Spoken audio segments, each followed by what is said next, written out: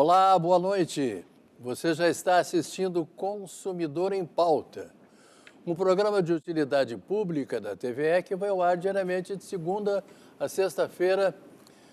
A gente começa aqui logo depois do Radar, logo depois da boa música do Radar. Hoje, quando eu cheguei aqui, o rapaz da banda que estava tocando aqui há pouco, para alegria da gente, né, disse assim, olha, começa com rock em pauta e depois vai para o Consumidor em Pauta. É verdade, é isso aí mesmo. Tinha um rock bom aí em pauta hoje e a gente estava assistindo aqui e vibrando com essa turma que faz a música, faz da música a sua vontade, a sua alegria, a sua vontade de viver, faz tudo, né? Então, que coisa boa. Parabéns aos rapazes que participam do Radar e a boa música que sempre está presente no Radar também. Então, a gente, como eu estava dizendo para vocês, a gente começa logo depois do Radar e vai até às 7 horas da noite, tratando de direito do consumidor, direito de família, direito previdenciário e direito do trabalho. São os assuntos que nós tratamos aqui no programa. E esse programa existe porque vocês fazem perguntas. E claro que vocês perguntam sobre aquilo que a gente trata aqui no programa. Então, vocês podem usar o telefone 3230 1530, o telefone do programa da TVE aqui, ou podem usar também o nosso e-mail, que é consumidoremPauta@tve.com.br. Pode usar qualquer um desses dois endereços aí e perguntar sobre qualquer assunto, de preferência sobre o assunto que a gente está tratando no dia. Mas se fizer perguntas sobre outro tema, não tem problema nenhum. A gente guarda e responde no dia apropriado. Tá bem? Hoje nós vamos tratar de direito de família. E antes de anunciar meu convidado, eu quero dizer que esse programa é dedicado ao Dr. Darcy Ribeiro Pinto, que é um médico, um cirurgião torácico lá de Caxias do Sul e de renome internacional, eu diria. Então, um grande beijo, um grande abraço do Dr. Darcy Ribeiro Pinto. Eu hoje tenho o prazer de receber aqui mais uma vez o Dr. Ernesto Neto. Boa noite, doutor Ernesto. Boa noite, tudo bem, Machado? Essa chuva aí que está complicando um pouco. Tá, né? tudo parado, Beira-Rio, tudo trancado, tudo, né? Ali, tá uma confusão. Que coisa séria. Barbaridade. Eu peguei uma chuva agora de tarde também, fui dar uma saída e peguei uma chuva. Pô, já viu uma hora que parecia que estava desandando o mundo de tanta água. Agora, aqui no morro sempre tem uma chuvinha, né? A temperatura é diferente. Mas, doutor Ernesto, nós temos muitas perguntas aqui, então vamos começar o programa de hoje trazendo a pergunta da Eugênia, que mora na cidade de Charqueadas. Ela diz o seguinte: tive 2 companheiros e uma filha com cada um. Hoje preciso que eles paguem pensão alimentícia, mas não consigo falar com nenhum deles. O que devo fazer, já que as meninas estão passando necessidade? Bom, Eugênia, é o seguinte, algumas coisas tu não mencionaste aí, então eu vou explicar. Se as tuas filhas são registradas já, os teus companheiros, os pais delas registraram elas, tu pode entrar diretamente com uma ação pedido de alimentos, cobrando que eles paguem. Caso elas não tenham sido registradas, né, eles não tenham reconhecido a paternidade, tu vai ter que fazer 2 coisas, mas são juntas, vamos dizer assim. Tu vai entrar com uma ação de reconhecimento de paternidade, pedindo reconhecimento da paternidade, e junto, na mesma ação, pedindo alimentos, que eles paguem a pensão alimentícia para as crianças. Vão ser 2 separadas, porque são 2 pais, então vai ter uma ação. A ação é igual, mas vai ser uma para um pai, de um filho teu, e da outra para o outro filho, outro pai, né? Se tu sabe onde eles estão, onde eles trabalham, isso ajuda bastante. Tu já tem que informar tudo isso para o juiz. Caso tu não saibas, tu tem que pedir para o teu advogado ou para o defensor público que for te representar, né, que for fazer essas ações, que peça para que o juiz oficie, ou seja, determine a companhia de celulares, para a companhia de luz, para a companhia de água, para o Ministério do Trabalho, né, que tente localizar essas pessoas. Através do nome e do CPF dessas pessoas, o juiz tem como pedir que essas empresas, se a pessoa tem celular, ela vai ter que estar registrada, mesmo luz, água, né? Se tem carteira de trabalho assinada, também está registrado lá, então é possível localizar. A partir desse momento, ele vai ter que dizer se ele é pai ou não, mas mesmo assim, se ele se recusar a fazer o exame de paternidade, ele vai ter que começar a pagar a pensão, porque quando recusa fazer o exame, pressupõe-se que ele é o pai da criança. Tá? Então, mas procure a Defensoria Pública, procure um advogado rapidamente e entre com essas ações. Acaba de chegar uma pergunta por telefone também aqui, doutor Ernesto, que diz respeito exatamente a esse assunto aqui de uma outra forma, né? Não é exatamente coisa, mas é também sobre pensão. É um telespectador que pede para não ser identificado, a gente respeita, e ele paga pensão para um filho e acha que a ex-mulher, isso não é novidade nenhuma, né? Está gastando dinheiro consigo mesmo. Uhum. Isso acontece muito lá no seu escritório, né? Ele quer saber se ele pode dar o dinheiro diretamente para o filho. Se o filho é menor... Sim, pode, sim e não. Vou explicar por quê. Tudo tem que ser através do juiz, tu tem que entrar no processo, perguntar para o juiz, olha, não é de dar na mão do filho, não é assim. Mas, por exemplo, tu pode pagar o colégio da criança, o plano de saúde e outras coisas. Comprar roupa. A roupa já é um pouco mais complicado, mas tudo isso que for assim, necessidades do filho, tu pode pedir para o juiz, eu quero pagar diretamente, vamos dizer que tu tem que pagar um valor, por exemplo, R$1.000, e o colégio é 200, o plano de saúde é 150, isso aí tu pode.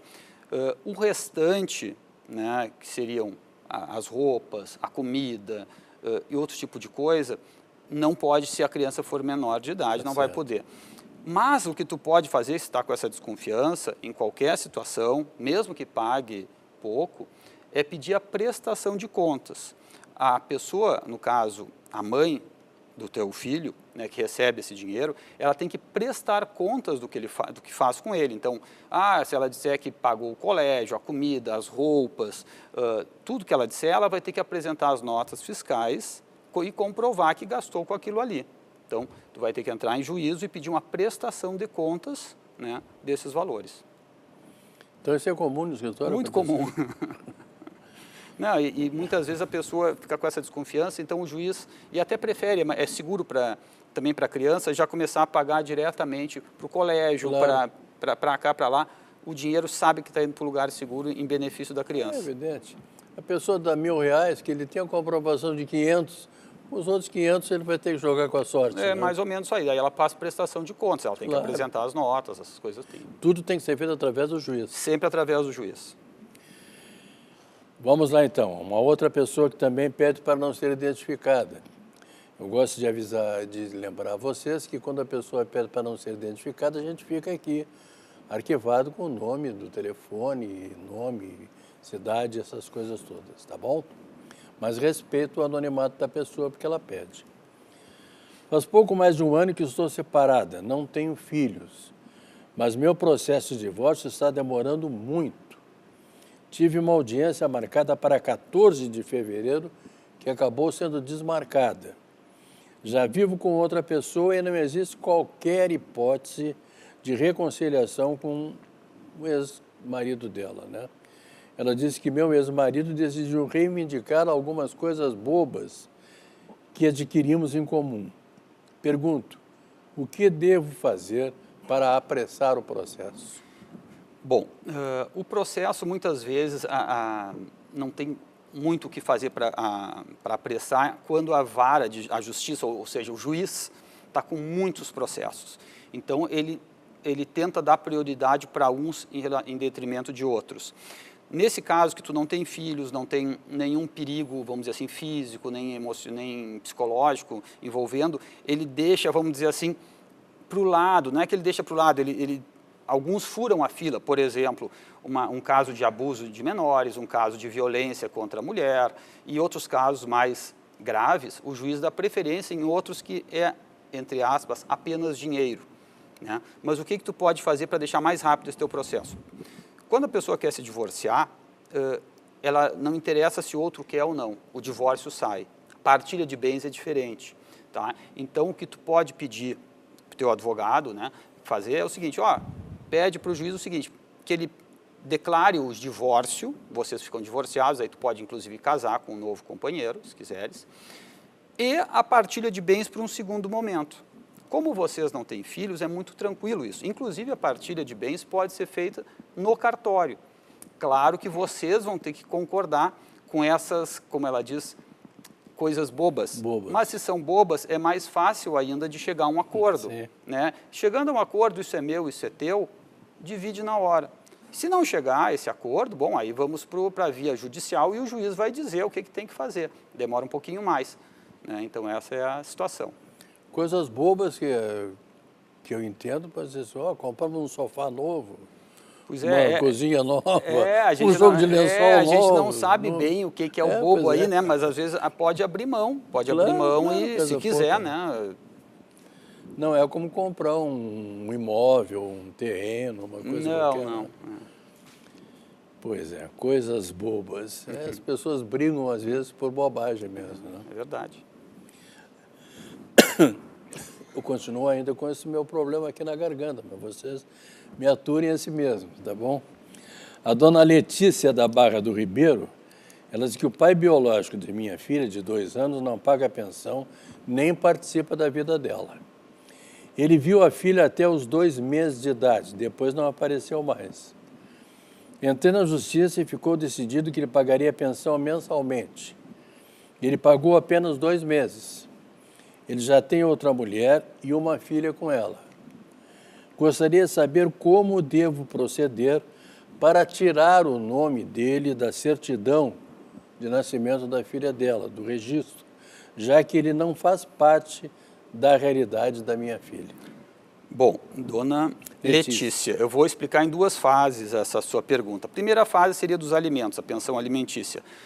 A senhora já tem isso decidido na justiça que ele deve pagar, ele não está pagando. A senhora deve entrar, então, com uma ação para executar essa cobrança. E ele pode, inclusive, ser preso se não pagar. Ele tem que pagar, mesmo que ele não veja a filha, não participe.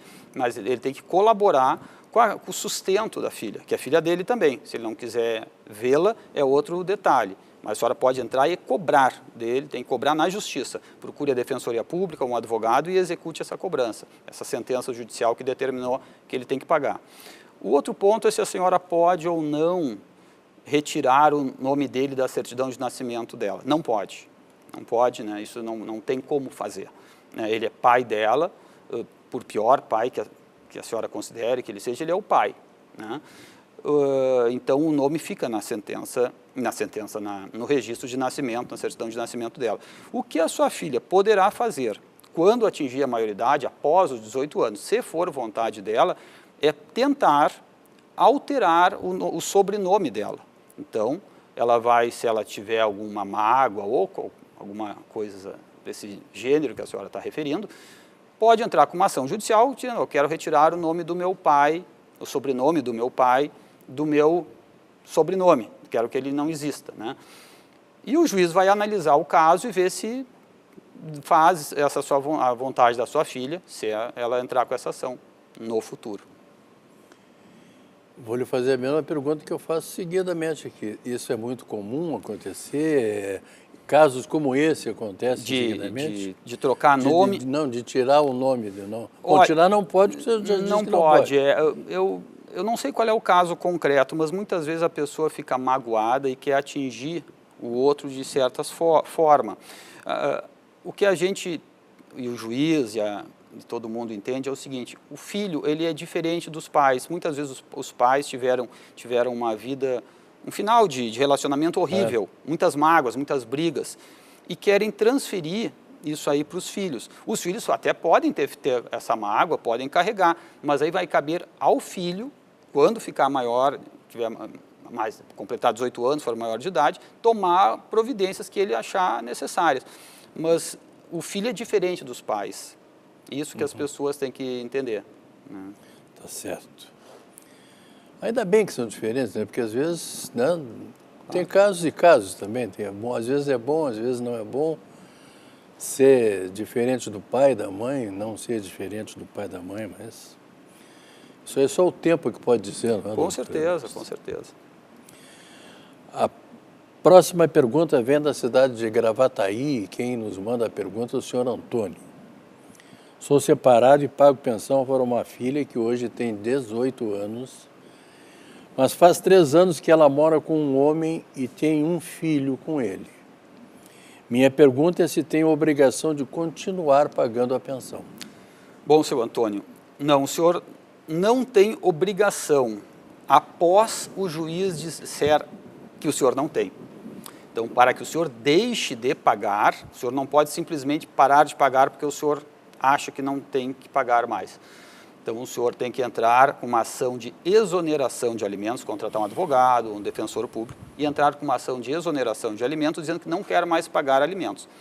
O seu caso vai ser um caso muito fácil do juiz determinar pelo seguinte: a lei diz que quando a pessoa, né, o filho, ou contrai casamento ou união estável, cessa o dever do pagador, né, de quem paga a pensão, de pagar essa pensão. Então, o senhor só vai ter que juntar essas provas, né? Minha filha está com 18 anos, já é maior de idade, está em união estável, inclusive, ou casada, né, deve ser união estável, e inclusive tem um filho. Então, o senhor junta todas essas provas e diz que não quer mais pagar a pensão. Entra com essa ação de exoneração de alimentos e, rapidamente, o senhor vai ser desobrigado de pagar, mas tem que aguardar a determinação do juiz. Pare de pagar somente quando o juiz determinar, não precisa mais pagar. Isso é engraçado, né? A vida, por isso que o direito de família é extremamente importante que a gente trate, né? A menina resolveu viver com outra pessoa, tem um filho, mas está contando com o dinheirinho que o pai dá, né? Sim. Se o pai não der mais, tomara que ela não precise. Tomara, né? tomara. Tomara que ela não precise, mas se ela precisa... Bom, mas isso também vem aquela história, de repente o pai sente que a filha tem necessidade daquele dinheiro e continua dando, né? Muitas vezes o pai ajuda porque pode, porque quer, pode, né? Mas claro. Cada caso é um caso e a gente não... Aqui a gente só escuta uma versão da história. E a gente também não dá palpite sobre se isso é bom ou isso é mal, né?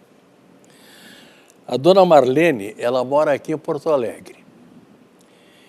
Ela diz que está vivendo alguns problemas em relação ao tratamento que meu ex-marido dá ao nosso filho de 5 anos. Sempre que o menino passa o final de semana com ele, volta diferente, agressivo, não fala comigo e me chama de mentirosa. Estou desconfiado que se trata de alienação parental. Como posso resolver o problema? Pergunta a dona Marlene, doutor. Bom, dona Marlene, para quem não sabe, o que é alienação parental, né? É quando um pai quer afastar o outro do filho. Então, isso acontece mais seguido do que a gente esperava e mais do que a gente gostaria. Afastar o filho do outro pai ou da mãe, né? Então, é mais comum que a mãe faça isso em relação ao pai, mas no seu caso, é um caso mais raro, também pode acontecer. Então, o que um dos pais tenta desqualificar o outro, inventa histórias, são muitas coisas que faz. Isso aí é uma perversidade com a criança sem nome e vai refletir na vida adulta dessa criança o resto da vida, né? Então, tem que ser, quando detectado, combatido da mais rapidamente possível para que os efeitos danosos à criança sejam diminuídos. E como é que a senhora tem que proceder, então? Se a senhora tem essa suspeita, a primeira coisa que a senhora tem que fazer é procurar um profissional, um psicólogo ou um psiquiatra, para que ele faça uma análise prévia, para ver se ele identifica algum indício, algum sinal, alguma coisa que possa provar que isso está acontecendo, né? Existem profissionais específicos para essa área que tratam só disso e a senhora busque se informar aquele mais qualificado para isso. No momento que ele disser, existem possibilidades, porque nunca é uma certeza, mas uma possibilidade, uma probabilidade grande de estar ocorrendo, a senhora pode entrar com uma ação em juízo, pega essa declaração desse profissional para fundamentar o seu pedido, né, de alienação parental, e já dentro da própria ação, já o seu advogado ou o defensor público vai pedir uma análise psicológica de todos os envolvidos, não é só da criança, vai ser da criança, da senhora, do pai da criança, de todo mundo. Porque eles vão traçar um mapa da situação toda. E dependendo da situação, da gravidade, o juiz vai determinar medidas desde a medida mais séria, que seria que o pai só vai poder ver o que está alienando, o que está fazendo mal à criança, só vai poder ver o filho na presença de um assistente social monitorado, a uma advertência ou a um tratamento psicológico, vai depender do grau que isso está acontecendo. Mas tudo isso tem que ser acompanhado por técnicos, por profissionais da área de psicologia, psiquiatria, que vão determinar isso com mais certeza. O que é lamentável, não é, doutor Ernesto, é que tem muitos pais, pai e mãe, quando eu falo em pais, eu falo pai, eu falo mãe, usam os filhos como uma arma de vingança contra o outro, né? E essa arma, essa vingança, o uso dessa arma, a arma é a que mais sofre. Porque os adultos, lá na frente, eles superam de um jeito ou do outro. Claro. Mas a criança vai carregar essa marca, esse trauma, o resto da vida. E vai passar, às vezes passa para os seus filhos de uma maneira ou de outra. Se os pais fazem isso, uma coisa é certa, o pai que está fazendo isso com o filho não gosta do filho. Ele não ama o filho, o pai ou a mãe, não ama o filho como diz que está amando. Porque quem faz isso para uma criança, para um adolescente, não ama o seu filho. É uma pessoa doente, desequilibrada, que tem que ser tratada e tratada para melhorar, mas o principal nisso tudo é a preservação da criança e do adolescente. Por isso que tem que ser urgentemente encaminhado para um serviço de um psiquiatra, de um psicólogo, para que ele possa defender, prevenir e proteger a criança desse mal maior. E esses casos, lamentavelmente, são muito mais comuns do que a gente pensa, né? São comuns e muito comuns em graus variados. Muitas vezes a gente não fica sabendo porque a criança não manifesta, fica quieta. E isso aí vai explodir lá na frente. Sofre mais ainda, né? Sofre mais, porque ela vai explodir lá na frente. Às vezes é uma coisa calada, uma coisa assim, muito subliminar, que não é tão ostensivo como uma gritaria, né? Mas é mais... Acontece, por exemplo, vou dar um exemplo só, a mãe diz que o pai vem buscar para levar o filho num parque de diversões, tal dia, tal horário. Só que não é mentira aquilo. Então a criança, ela arruma a criança, deixa ela prontinha esperando. Claro que o pai não aparece, porque não ia aparecer, não tinha combinado nada. E ela usa aquilo. E ela usa aquilo, teu pai não gosta de ti, não te dá bola, não sei o quê. Vale para os dois lados, mas isso aí, a criança não sabe o que está acontecendo. Para ela, realmente, o pai não gosta dela e ela vai se afastando.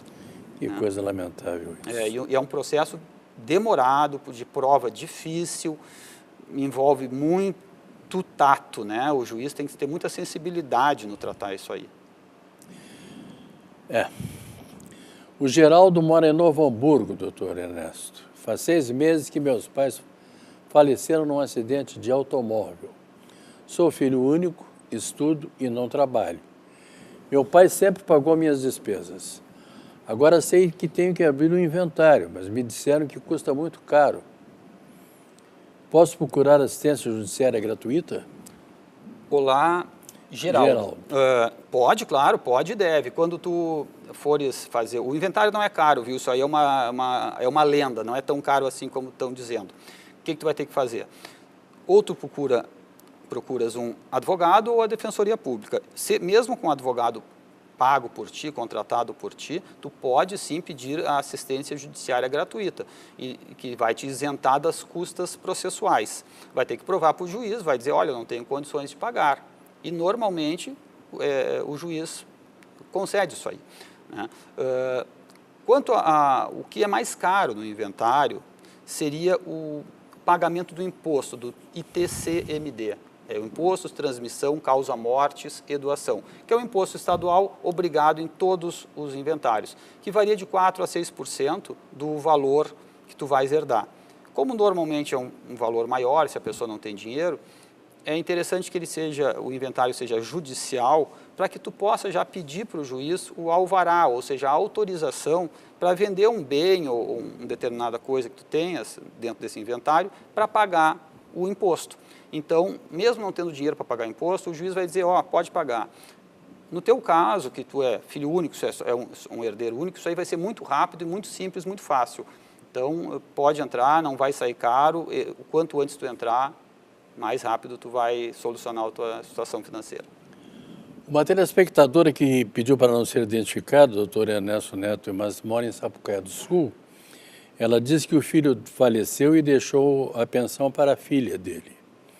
Ela quer saber se receberá essa pensão até os 18 anos ou se é por mais tempo. Olha, seria só até os 18 anos. Se a filha conseguir provar que está necessitando em função de estudo ou de alguma doença ou de alguma coisa que impossibilite ela de trabalhar, uma coisa real, né, pode se estender um pouco mais o tempo. A pergunta do Marcelo aqui de Porto Alegre, essa é interessante, ele diz o seguinte: tenho 17 anos e minha namorada tem 16 anos. Ela está grávida e pretendemos casar, o que está sendo dificultado pelos pais dela. Pergunto se, já que nós dois desejamos casar, podemos ou não casar? Olha, às vezes o desejo não é suficiente em função da lei para o casamento. A nossa lei, a lei brasileira, diz o seguinte: se a pessoa tem menos de 16 anos, não pode casar de jeito nenhum. Se tem entre 16 e 18, é necessário o consentimento dos pais. Porém, caso um dos pais ou os dois não queiram dar esse consentimento, ainda existe uma opção que vocês então têm que buscar. Vocês têm que procurar um advogado, um defensor público, e pedir judicialmente para que o juiz dê esse consentimento. O juiz vai suprir o consentimento que os pais não deram. Claro que o juiz vai analisar o caso de vocês, vai ver se isso aí pode ser dado, se vocês têm condições de casar, não só condições financeiras, mas também a maturidade emocional suficiente para levar uma vida em comum, né, de casados. Então, ingressem com a ação judicial, né, pedindo esse suprimento judicial de consentimento, e exponham os argumentos de vocês e o juiz vai analisar. Se ele disser que está ok, podem casar.